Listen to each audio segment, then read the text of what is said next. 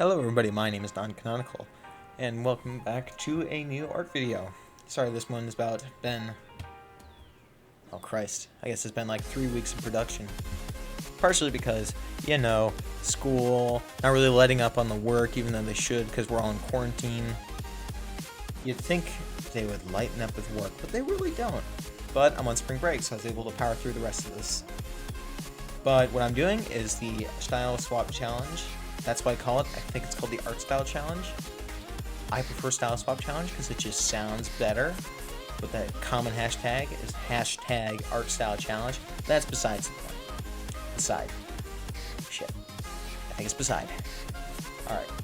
I'm going to just go through the list that's on my phone of each art style I did differently on this. Or did differently. That I did in this video. Because how I did it in the video is different. It's really weird because I do it in like phases. The first phase is sketch, then line art, and then coloring and shading, which is, I don't do it for like individual squares, I do it all together. So it's not going to be in any canonical order. See what I did there? So the first one I want to go through is JoJo Part 5. Now JoJo Part 5 is very interesting because it is my favorite show. I am a die-hard well, not specifically Part 5, but JoJo in general. Part 5 is really good, though. Yeah, it's my favorite show, and it is truly, truly a wonderful show. And I admire the art style. I've actually read almost all of Part 6, and it's the only part from JoJo I've read. And Part 6 is easily my favorite. I'm actually thinking about starting a series with the first episode pertaining to JoJo Part 6. Specifically, my favorite female character ever. That's Jolene Cujo. Yeah, I mean, it's just a really well-made show. The art style is phenomenal, because when I first watched it, Q could have fooled me.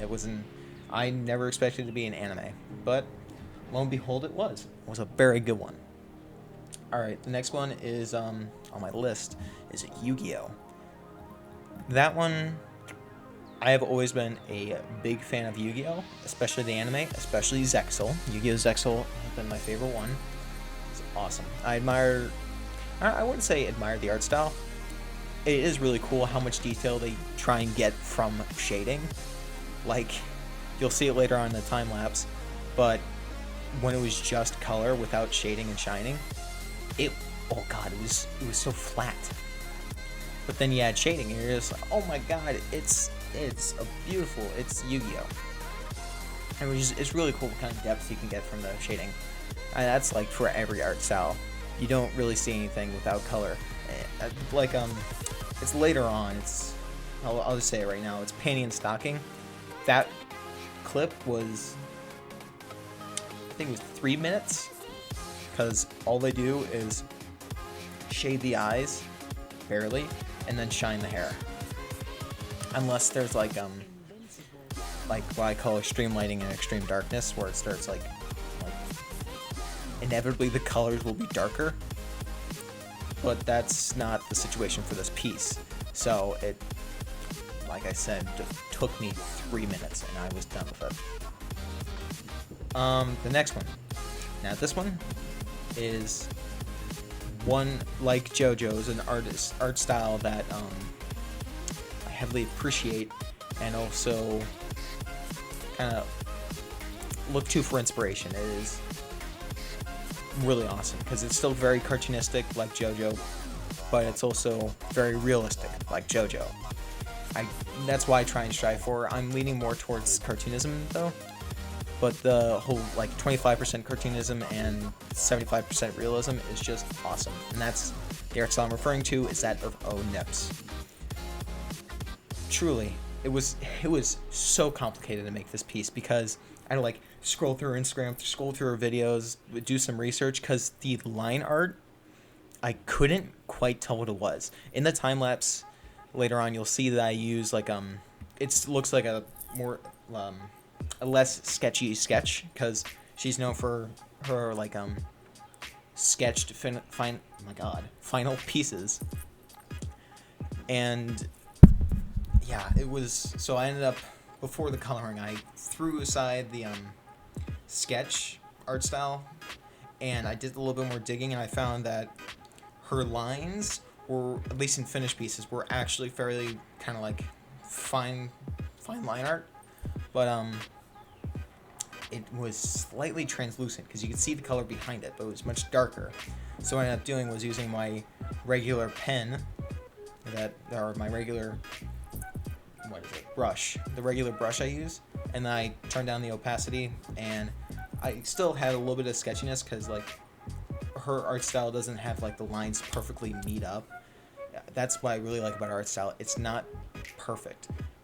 And like if you zoom in on any art style, it's not gonna be perfect. But hers, it's visibly imperfect, but it's such just an amazing, like, she takes that imperfect lines and like owns it, and it's just awesome. It's truly something to admire. The next style, or actually to show, is Mob Psycho. I simply choose that. I'm sorry. Being in quarantine, my English is degrading. I need school to stimulate my everything. My brain is not working to its maximum capacity. But yeah, Mob Psycho. Mob Psycho, I mainly chose that because of Reigen Arataka. He has one of my favorite scenes in the anime, and that's when Reigen goes 1000% and like just beats all of Claw. Oh shit, I guess that's a spoiler. Yeah. Should probably throw spoilers at some point. Whatever. I'm a low down YouTuber, so it doesn't matter, I guess. But yeah, Mob Psycho. It had some of my favorite things. It's a really simplistic art style, but I don't know, I really like the show. It's so entertaining. And just the fact that like a simplistic art style like that can accomplish so much, it leaves room for doing like some epic fight scenes from the show. Because like for some of these, like JoJo, the fight scenes are really cool, but they're not as heavily they don't move as much. They're more like kind of it's kind of like Yu-Gi-Oh, like, oh crap, you triggered my trap card, and then like their stand comes out and beats them, and it's very simplistic flowing movements. Mob Psycho does that, but it's on a much grander scale. Like in season 2, and well, in season 1, there's a whole lot of like destruction of the skate, and they're able to do that because of the simplicity of their art. But it accomplishes a lot. Like I've said, I appreciate that. The next one is another artist that I follow on Instagram. I found actually quite recently, but I just really, really like her style. It is very simplistic. Again, like I said for Mob Psycho, I appreciate simplistic art styles, especially when they're able to accomplish. They're able to accomplish the same thing that very high detailed artists can do. Her art style was actually very interesting to draw because further inspection into her art, her lines are actually very thin and almost non-existent, which was very complicated with that because, like, how I do my art is I do a stabilizer on the pen, because if I didn't, my lines look like the heart rate on a heart rate monitor. They're bad. They're terrible. And I was going thin with the lines, just still pretty hard to keep it from being shaky.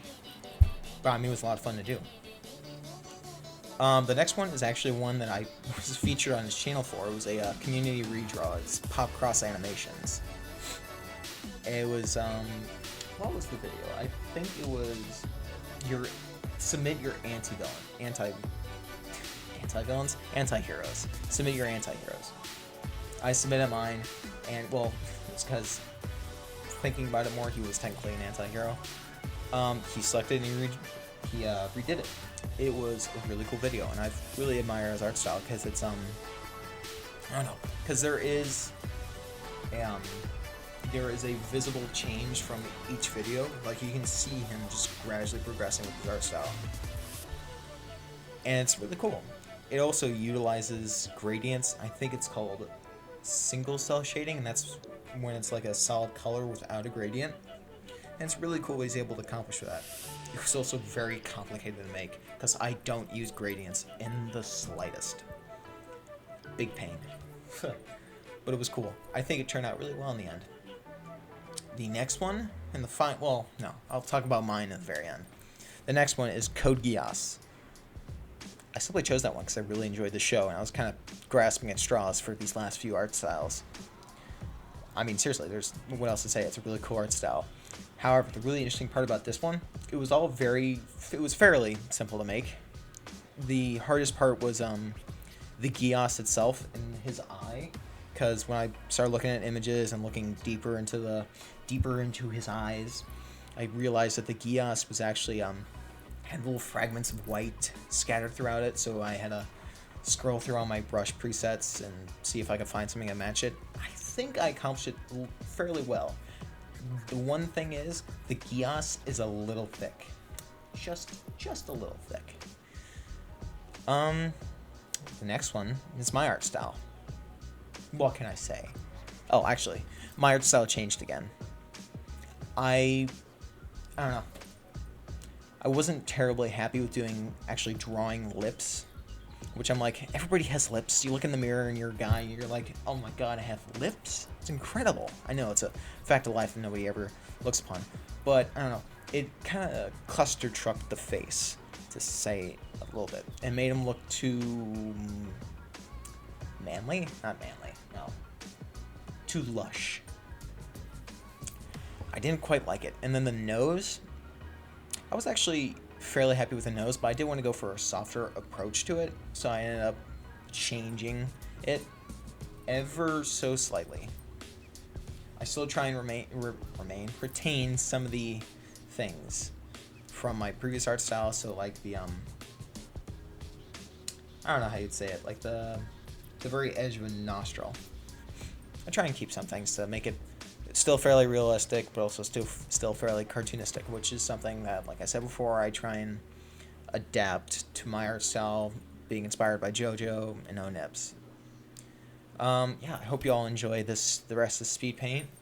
I can see the timer right now, 12-minute conversation about art styles while stuttering through it, of course, as one does.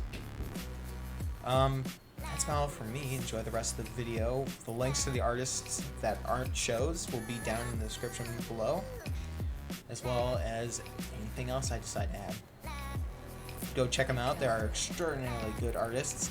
One of them, for what I know, is only on Instagram. The other two are on Instagram and YouTube, so I'll be putting all those links. Go check them out. Have a wonderful day.